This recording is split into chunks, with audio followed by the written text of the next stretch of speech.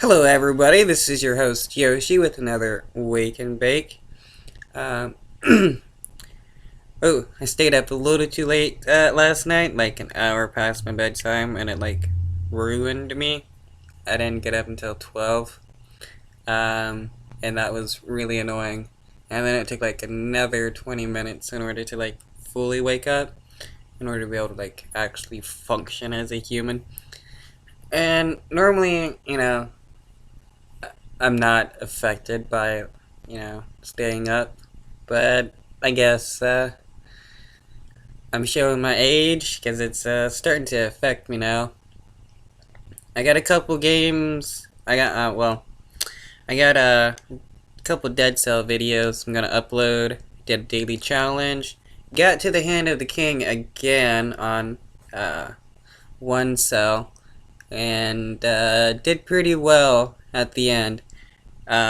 When fighting the boss, the clock tower level, I kind of slipped up a whole lot and had to waste some health potions. If I had more than just one health potion, I would have been able to beat the Hand of the King on hard mode. But that is no problem whatsoever. I had a good run, and I'll be able to do it again, and I think this time I'll actually be able to defeat the Hand of the King on hard mode, and it's going to be wonderful.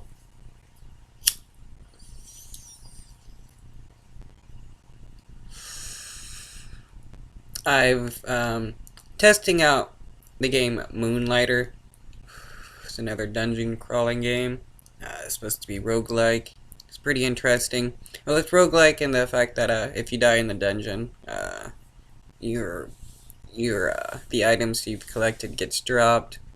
You basically get sent to the next day. One aspect about it is that you are a shop owner. Well, you're a shop owner looking to become a hero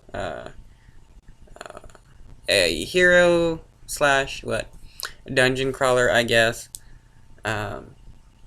Looking to gain some items to sell and also make your shop kinda glorious again, like it used to be back in the good old days when adventurers traversed the dungeons and the shops had wares to sell. It's quite interesting, actually.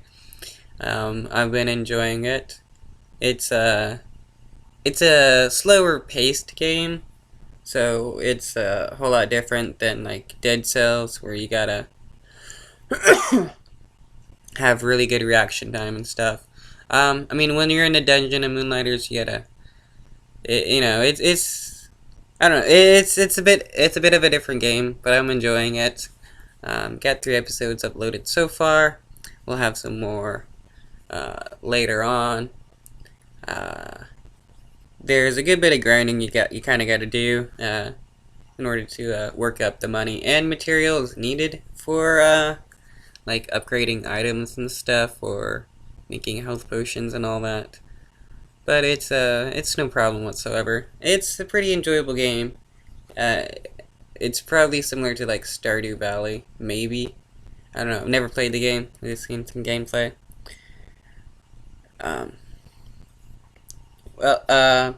Things are getting crazy in the United States. Trump has sent a bunch of federal agents out to kidnap people, pretty much. Started in Portland, claimed it was over protecting federal property. Now he's claiming he's doing all this in order to help states and cities solve crimes, but it's in order to quell political opposition to him, and it's fascism nonetheless, and it's crazy. It's funny. It's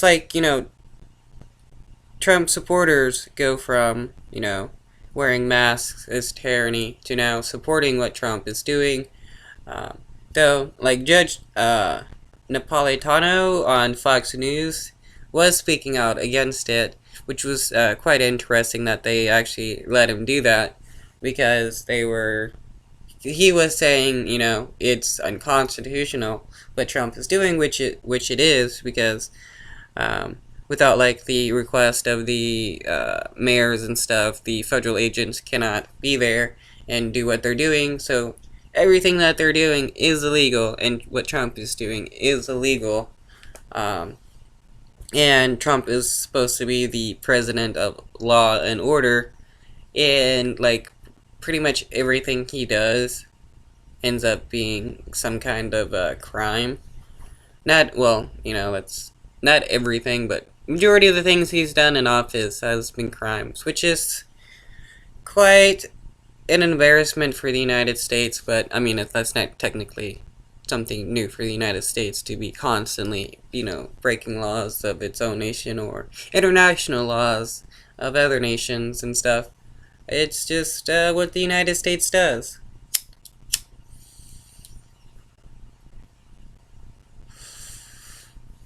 I don't know, it kind of has me worried. Because,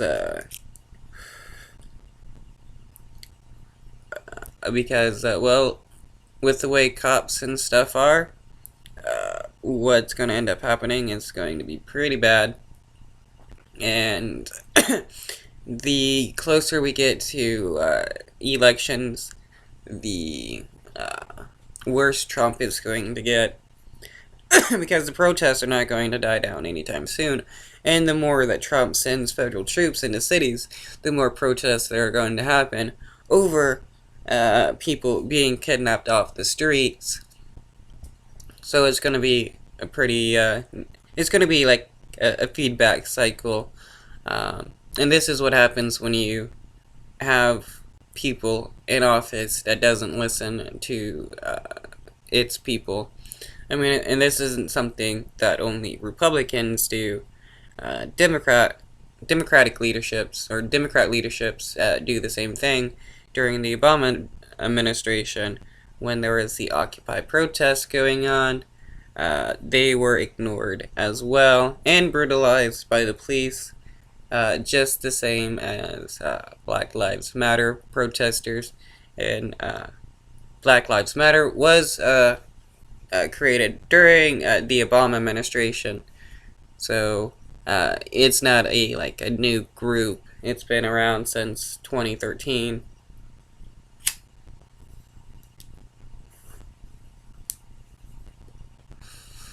So it's are the politicians just prove like time and time again that they're not really there to represent the citizens.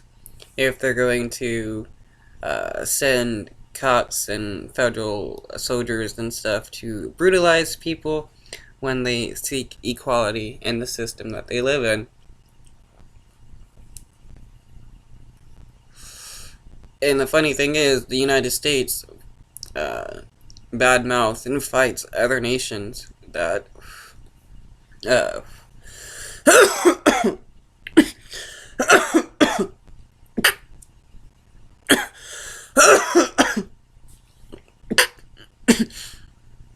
pretty big hit. The United States fights and badmouth nations that violates their citizens' civil rights and stuff. Yet they do it all the time. It's I mean, it's no wonder we have a president that uses the office of presidency of the United States to commit crimes, while also saying that the United States is a nation of laws, because saying one thing and doing the other has always been something the United States has done. So what's going on is really nothing really new or really surprising. It's just this time around, I think people are just way too fed up with what's going on to allow it to keep happening. Though I know some people think Joe Biden is going to help fix things, but that's not going to happen.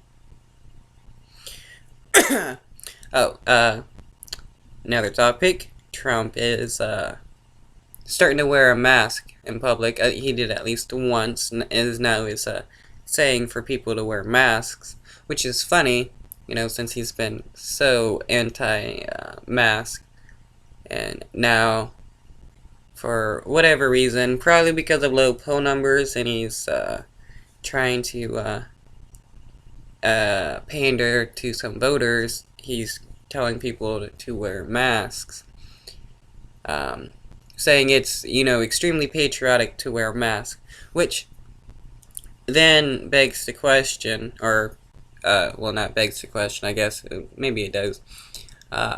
What are the Trump supporters who have been so anti-mask going to do about Trump saying that wearing one is patriotic? Because there's been a lot of people that support Trump that have been claiming it's about oppression, and they've been either fighting people or killing people over masks. One person even died after he stabbed a 77-year-old and got shot by the cops for trying to stab them. Body cam actually shows the guy trying to stab the cop, so it was legit self-defense there. There was like no real doubt about it. So it's going to be crazy seeing these people flip-flop to the extreme, trying to say that they're patriotic people.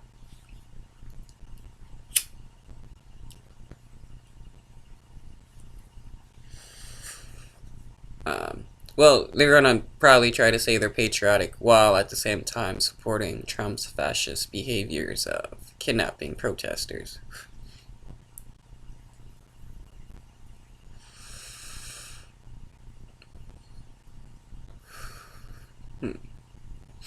Yeah, things are getting crazy. We still got the pandemic going on. That's getting really bad in the United States, I know. I know a few other nations have some pretty high cases, but I don't know. The U.S. seems to be the the U.S. has to be the best, so it has the most cases and deaths and stuff. And then you got some states still wanting to reopen. You got Trump also pushing for a reopening. You got the Secretary of Education pushing for it. And like Florida has like an extremely high number of cases. In the United States is almost reaching 3 million cases with like what 1,000 or so people dying a day from the coronavirus, COVID-19, and it's like I knew this was going to happen when they said let's reopen the nation, and their plan was reopen the nation. If shit got bad, they would close it, and yeah, that's what happened. They reopened the nation. Shit is getting bad, and now some states are looking to close. Not all. Some states have a mask mandate. Some states don't, and it's just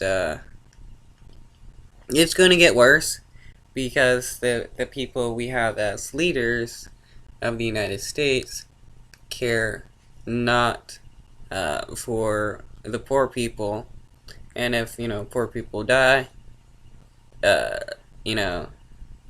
no skin off their back as long as they can still make money, which is why all the wealthy people are pushing to reopen the United States, because they want money. Who cares if a few 100,000 people or so die, and several 100,000 people suffer from lifelong chronic illnesses and disorders. Rich people need to stay rich and have that control. It's crazy. I hope you guys have a good time. This was a pretty long ramble. I know they've been kind of political, but shit's getting pretty deep.